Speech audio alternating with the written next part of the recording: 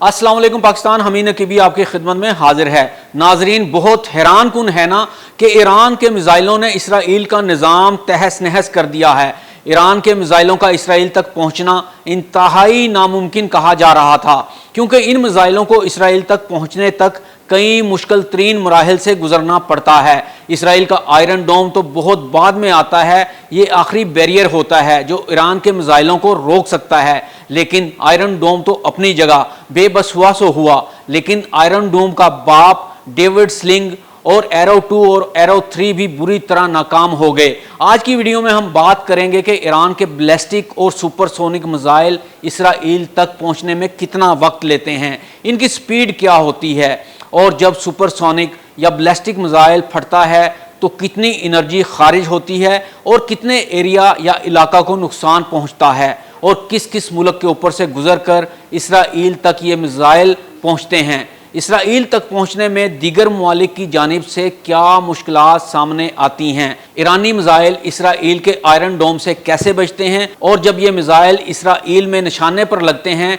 तो इन मिसाइल की स्पीड क्या होती है। तो जनाब, ईरान और इसराइल के दरमियान फासला तकरीबन 1000 से 1600 किलोमीटर का है, यानी अगर आप लाहौर से कराची गाड़ी पर जाएं तो इतना ही वक्त लगता है जितना ईरान का मिसाइल इसराइल तक पहुंचने में लेता है। लेकिन ये सफ़र गाड़ी या हवाई जहाज़ का नहीं, ये एक मोहलिक मिसाइल का होता है जो आवाज़ से 5 गुना ज़्यादा रफ्तार से आता है। अगर मिसाइल सुपरसोनिक हो यानी आवाज़ से कई गुना तेज, तो रफ्तार मैश 5 6174 किलोमीटर पर आर हो जाती है या फिर इससे ज़्यादा होगी, और मिसाइल 10 से 15 मिनट में ईरान से इसराइल तक पहुंच जाएगा। और अगर missile short range ballistic missile हो तो इसकी रफ्तार मैश 3 से मैश 7 तक हो सकती है, और इस सूरत में मिसाइल को 15 से 25 मिनट लग सकते हैं। अब बात करते हैं कि बैलिस्टिक और सुपरसोनिक मिसाइल में क्या फ़र्क होता है। तो चलिए अब आसान ज़ुबान में समझते हैं। पहले समझ लेते हैं कि बैलिस्टिक मिसाइल क्या होता है।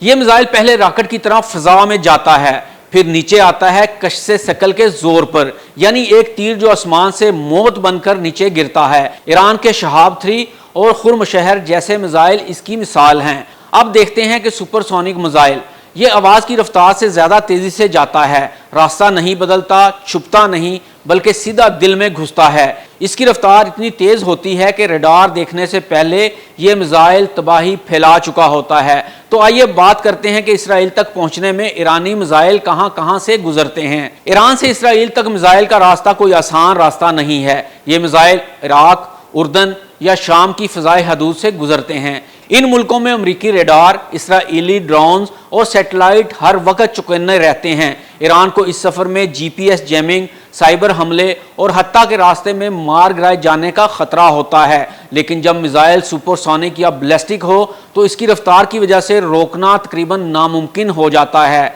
तो जनाब, अब बात कर लेते हैं कि इसराइल का आयरन डोम, डेविड स्लिंग और एरो 2 या एरो 3 क्या हैं। इसराइल का आयरन डोम दुनिया का सबसे मशहूर एंटी मिसाइल सिस्टम है। ये हर साल हज़ारों रॉकेट रोक चुका है, लेकिन एक हकीकत ऐसी भी है जो अभी सामने आना बाकी है। ये सिर्फ छोटे रॉकेट और शॉर्ट रेंज मिसाइल के लिए है। जब ईरान कोई सुपरसोनिक या बैलिस्टिक मिसाइल फायर करता है तो आयरन डोम बिल्कुल फेल हो जाता है। तब मैदान में आते हैं इसराइल के डेविड स्लिंग और एरो 2 और एरो 3। ये सिस्टम दुश्मन मिसाइलों को फ़िज़ा में ही तबाह करने की कोशिश करते हैं। लेकिन अगर मिसाइल की रफ्तार मैश 7 हो या इससे भी ऊपर हो तो इसराइली रडार भी चीख उठते हैं। अब देखते हैं कि मिसाइल जब अपने टारगेट पर टकराते हैं तो क्या तबाही करते हैं। जब कोई बैलिस्टिक मिसाइल या सुपरसोनिक मिसाइल हदफ पर गिरता है तो सिर्फ धमाका नहीं होता, एक तबाहकुन शॉक वेव निकलती है जो सैकड़ों मीटर तक दीवारें गिरा देती है। अगर वारहेड 500 किलोग्राम का हो तो 200 से 300 मीटर तक हर चीज तबाह कर देता है। 1 किलोमीटर दूर तक तमाम खिड़कियां टूट जाती हैं। आग, हीट और दबाव इंसानी जिस्म चीर कर रख देता है। अगर खुदा ना खास्ता ये थर्मोबैरिक या न्यूक्लियर वारहेड हो तो तबाही का दायरा 10 किलोमीटर से भी ज़्यादा हो सकता है। ईरान का मकसद सिर्फ तबाही नहीं बल्कि एक पैगाम देना है, अगर तुमने ईरान को छेड़ा तो हम तुम्हारे किले हिला देंगे।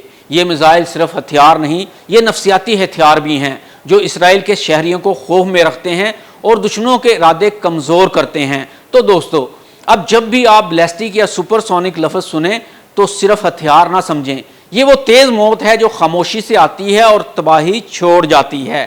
تو ناظرین، آپ کو یہ ویڈیو کیسی لگی؟ کیا آپ سمجھ سکے کہ آج کی جنگیں صرف بندوق سے نہیں بلکہ سپیڈ، ٹیکنالوجی اور ذہانت سے جیتی جاتی ہیں؟ کمنٹس میں ضرور بتائیے، سبسکرائب کریں، لائک کریں اور اس ویڈیو کو شیئر کریں ان لوگوں تک جو اب بھی سمجھتے ہیں کہ آئرن ڈوم ہر چیز روک لیتا ہے۔ اللہ ایران اور مسلم امت کا حامی و ناصر ہو۔ حمید نقیبی کو اجازت دیجیے۔ اللہ حافظ۔